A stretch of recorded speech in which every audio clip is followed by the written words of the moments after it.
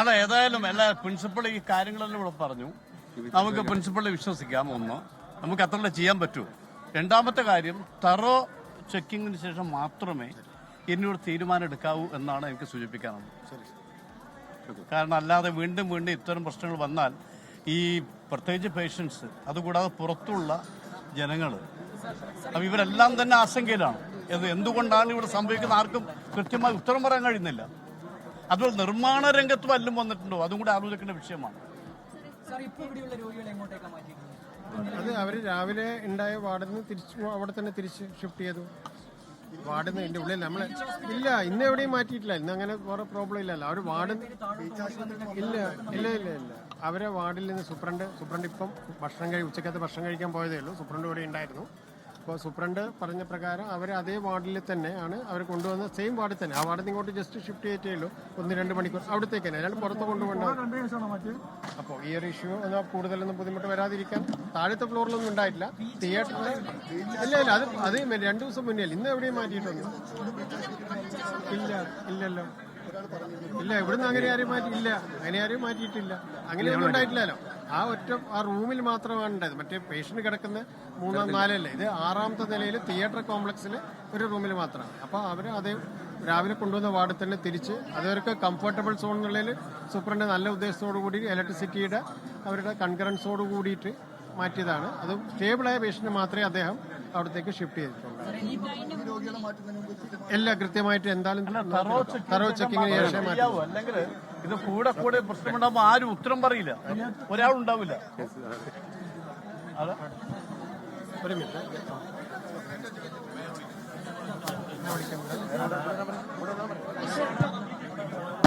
Medical college പ്രിൻസിപ്പളുണ്ട്, MK Raghavan MP ഉണ്ട്.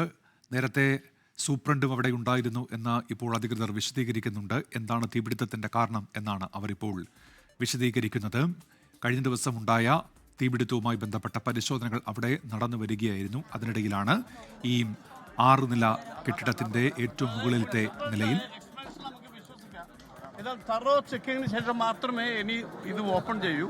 കാരണം ഈ ഇലക്ട്രിസിറ്റി ഡിപ്പാർട്ട്മെന്റ് ഇന്ന് അവർക്ക് പെർമിഷൻ കൊടുത്തുകൊണ്ടാണ് അവർ ചെയ്തത്. പക്ഷെ ഇനി ഓരോ പ്ലഗ് വൈസ്, ഓരോ പോയിന്റ് വൈസ് ചെക്കിങ്ങിന് ശേഷം മാത്രമേ ഇനി കൂടുതൽ നടപടി ഉണ്ടാകൂ എന്നാണ് അദ്ദേഹം പറഞ്ഞത്. നമുക്കത് വിശ്വസിക്കാം. ഇപ്പോൾ അല്ല, അതാണ് ഞാൻ പറഞ്ഞത്. അതെല്ലാം ഇനി കൂടുതൽ പുറത്ത് വരണം. വന്നതിന് ശേഷം മാത്രമേ എന്തെങ്കിലും പറയാൻ പറ്റൂ.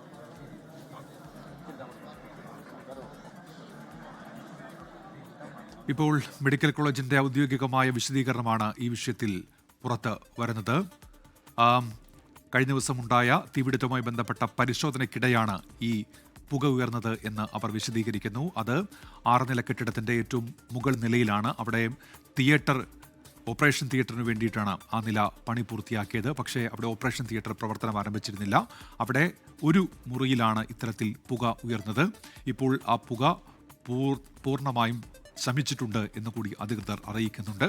അപ്പോഴും വിദഗ്ധ പരിശോധന നടക്കേണ്ടതുണ്ട്, വിശദമായ ഒരു പരിശോധന നടക്കേണ്ടതുണ്ട്. ഇനി ഇത്തരം സംഭവങ്ങൾ ആവർത്തിക്കപ്പെട്ടുകൂടാ എന്ന് അവിടെ എത്തിയ MK രാഘവൻ MP അടക്കം നിർദ്ദേശം നൽകുന്നു. അതിന്റെ അടിസ്ഥാനത്തിൽ സമഗ്രമായ ഒരു പരിശോധന നടത്തും എന്നാണ് മെഡിക്കൽ കോളേജ് പ്രിൻസിപ്പൽ തന്നെ ഇപ്പോൾ വ്യക്തമാക്കുന്നത്. അതിനുശേഷം മാത്രമേ രോഗികളെ ഇനി ആ കെട്ടിടത്തിലേക്ക് പ്രവേശിപ്പിക്കൂ എന്ന് അദ്ദേഹം പറയുന്നു. ഈ പുകയുണ്ടായതിന്റെ പേരിൽ ആരെയും അവിടെ നിന്ന് ഒഴിപ്പിക്കേണ്ടി വന്നിട്ടില്ല എന്നാണ് അധികൃതർ വിശദീകരിക്കുന്നത്. 4ാം നിലയിലൊക്കെയാണ് രോഗികൾ ഉണ്ടായിരുന്നത്. ഈ തീപിടുത്തം ഉണ്ടായതാകട്ടെ 6ാം നിലയിലും എന്നവർ വിശദീകരിക്കുന്നുണ്ട്. ആശങ്കപ്പെടേണ്ട സാഹചര്യമൊന്നുമില്ല.